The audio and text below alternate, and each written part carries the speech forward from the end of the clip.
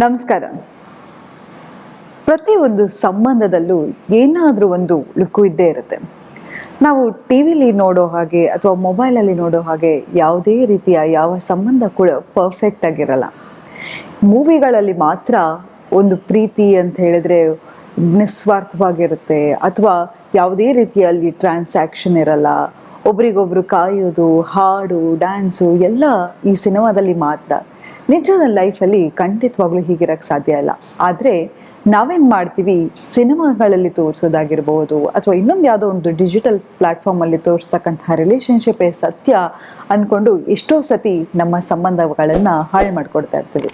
ಅದೆಲ್ಲ ಬೇಡಿ. ಇವಾಗ ಏನಾಗಿದೆಯಪ್ಪ ಅಂತ ಹೇಳಿದ್ರೆ, ಇನ್ಸ್ಟಾಗ್ರಾಮ್ ಆಗಿರ್ಬೋದು, ಫೇಸ್ಬುಕ್ ಆಗಿರ್ಬೋದು, ಮತ್ತೊಂದಾಗಿರ್ಬೋದು, ಯಾರನ್ನೋ ನಮ್ಗೆ ಗೊತ್ತಿಲ್ಲದೆ ಇರೋರ ಜೊತೆ ನೋಡಿಕೊಂಡು ಅಥವಾ ಯಾರೋ ನಮ್ಮ ಸಂಬಂಧಿಕರಾಗಿರ್ಬೋದು, ನಮ್ಮ ಫ್ರೆಂಡ್ಸ್ ಆಗಿರ್ಬೋದು, ಅವರ ರಿಲೇಷನ್ಶಿಪ್ಗೂ ನಮ್ಮ ರಿಲೇಷನ್ಶಿಪ್ಗೆ ಕಾನ್ಸ್ಟೆಂಟಾಗಿ ಕಂಪೇರ್ ಮಾಡ್ಕೋತಾ ಇರ್ತೀವಿ.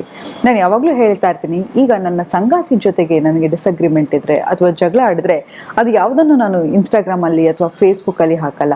4 ಗೋಡೆ ಮಧ್ಯೆ ಮಾತ್ರ ನಾವು ಜಗಳ ಆಡ್ತೀವಿ. ಹಾಗೆ ಎಲ್ಲರೂ ಕೂಡ ಅಷ್ಟೇ.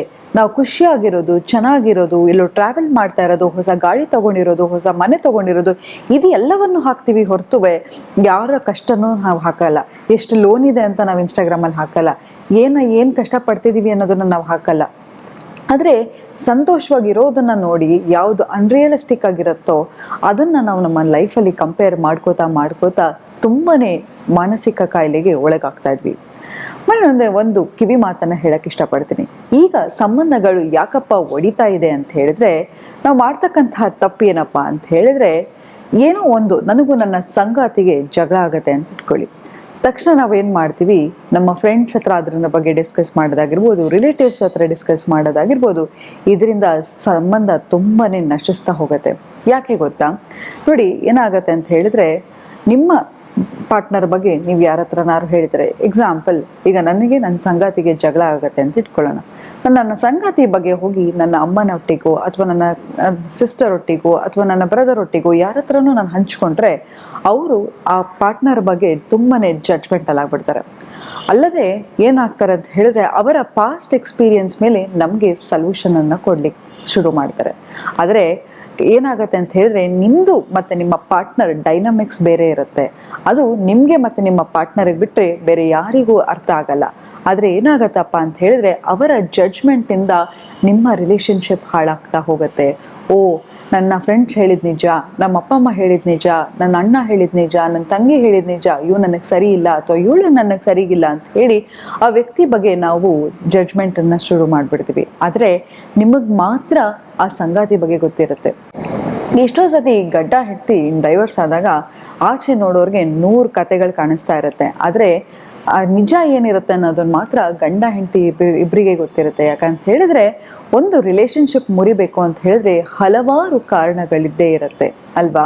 ನಾವು ಹೇಗೆ ಒಟ್ಟಿಗೆ ಇರಬೇಕು ಅಂತ ಅಂದ್ಕೊಂಡಿರ್ತೀವೋ, ಯಾರು ಮದುವೆ ಆಗಬೇಕಾದ್ರೆ ಡೈವರ್ಸ್ ತಗೋಬೇಕು ಅಂತ ಮದುವೆ ಆಗಲ್ಲ ಅಲ್ವಾ? ಒಂದು ಸಂಬಂಧ ವರ್ಕ್ ಆಗಬೇಕು ಅಂತ ಹೇಳಿದ್ರೆ ಅದರದೇ ಆದ ಎಫರ್ಟ್ ಇರುತ್ತೆ. ಮತ್ತು ಆ ಡೈನಮಿಕ್ಸು ನಿಮಗೆ ಮತ್ತು ನಿಮ್ಮ ಸಂಗಾತಿಗೆ ಬಿಟ್ಟರೆ ಯಾರಿಗೂ ಗೊತ್ತಾಗಲ್ಲ. ಹಾಗಾಗಿ ದಯವಿಟ್ಟು ನಿಮ್ಮ ಸಂಗಾತಿ ಬಗ್ಗೆ ಯಾರ ಹತ್ರನೂ ಡಿಸ್ಕಸ್ ಮಾಡಲಿಕ್ಕೆ ಹೋಗಬೇಡಿ. ಹಾಗೂ ನಿಮಗೆ ಸಹಾಯ ಬೇಕು ಅಂತ ಹೇಳಿದ್ರೆ ಯಾರೋ ಒಬ್ಬರು ಆಪ್ತ ಸಮಾಲೋಚಕರು ಅಥವಾ ತುಂಬಾ ನಂಬಿಕೆ ಇರ್ತಕ್ಕಂತಹ ಫ್ರೆಂಡ್, ಹೌದು ಇವರ ಜಡ್ಜ್ಮೆಂಟ್ ಸರಿಯಾಗಿದೆ, ಇವರು ನನ್ನ ಸಂಗಾತಿಯನ್ನ ಜಡ್ಜ್ಮೆಂಟ್ ಮಾಡದೆ ಒಂದು ನಿರ್ದಿಷ್ಟವಾದ ಒಂದು ನಿರ್ಧಾರವನ್ನು ಕೊಡಬಲ್ಲರು ಅಂತ ನಿಮ್ಗೆ ಅನಿಸಿದ್ರೆ ಮಾತ್ರ ಅವ್ರ ಹತ್ರ ಹೋಗಿ ನಿಮ್ಮ ಪ್ರಾಬ್ಲಮನ್ನು ಡಿಸ್ಕಸ್ ಮಾಡಿ. ಅಲ್ಲದೆ ಇನ್ನೊಂದು ಏನಪ್ಪ ಅಂತ ಹೇಳಿದ್ರೆ, ನಿಮ್ಮ ಸಂಬಂಧಕ್ಕೆ ಹೆಚ್ಚಾಗಿ ನಕಾರಾತ್ಮಕ ಆಲೋಚನೆಗಳನ್ನು ತರ್ತಾ ಇದ್ದೀರಾ. ಯಾಕಂತ ಹೇಳಿದ್ರೆ, ಏನೇ ಆಗಿರಲಿ ನಿಮ್ಮ ಸಂಗಾತಿ ಹತ್ರ ನಿಮಗೆ ಏನಾದರೂ ಒಂದು ಮನಸ್ತಾಪ ಇದ್ದರೆ ಅವ್ರ ಹತ್ರ ಕೂತ್ಕೊಂಡು ಏನಾಗಿರಬಹುದು, ಯಾಕೆ ಹೀಗಾಗ್ತಾ ಇದೆ ಅಂತ ಹೇಳಿ ತಾಳ್ಮೆಯಿಂದ ಮಾತಾಡಿ. ಹಾಗೂ ನಿಮ್ಮಿಬ್ರಿಗೂ ಜಗಳ ತುಂಬಾ ಮಾತಾಡ್ತಾ ಇದ್ದೀವಿ, ಕೆಟ್ಟದಾಗ ಮಾತಾಡ್ತಿದ್ದಾರೆ ಅಂತ ಹೇಳಿದ್ರೆ ಒಂದು ಸ್ವಲ್ಪ ಹೊತ್ತು ಗ್ಯಾಪ್ ಕೊಟ್ಬಿಡಿ. ಯಾಕಂತ ಹೇಳಿದ್ರೆ ನೋಡಿ, ಕೋಪ ಬಂದಾಗ ನಾವೇನು ಮಾಡ್ತೀವಿ, ನಮ್ಮ ಪಾರ್ಟ್ನರನ್ನು ತುಂಬಾ ಕೆಟ್ಟದಾಗಿ ನಿಂದಿಸ್ಲಿಕ್ಕೆ ಶುರು ಮಾಡ್ತೀವಿ, ಹೆಸರಿಟ್ಟು ಕರೆಯೋದನ್ನೇ ಶುರು ಮಾಡ್ತೀವಿ, ಅಥವಾ ಮತ್ತೊಂದು ಮಗದೊಂದು ಮಾಡ್ತಾ ಹೋಗ್ತೀವಿ. ನೋಡಿ, ಟೈಮ್ ಅನ್ನೋದು ಎಲ್ಲವನ್ನು ಹೀಲ್ ಮಾಡ್ತಾ ಹೋಗುತ್ತೆ. ಎಂಥದೇ ಜಗಳ ಇರಲಿ, ಎಂಥದೇ ಗಲಾಟೆ ಇರಲಿ, ಸ್ವಲ್ಪ ಅದಕ್ಕೆ ಸಮಯ ಕೊಟ್ಬಿಟ್ರೆ ಅದೇ ತಣ್ಣಕ್ಕಾಗ್ಬಿಡುತ್ತೆ.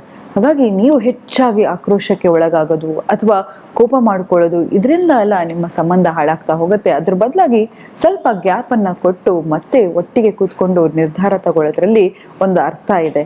ಮತ್ತು ನಿಮ್ಗೆ ನಿಮ್ಗೆ ಏನಾದ್ರೂ ಮನಸ್ತಾಪ ಇದ್ರೆ ನೀವೇ ನಿಮ್ಮ ಪಾರ್ಟ್ನರ್ ಹತ್ರ ಕೂತ್ಕೊಂಡು ಮಾತಾಡಿ.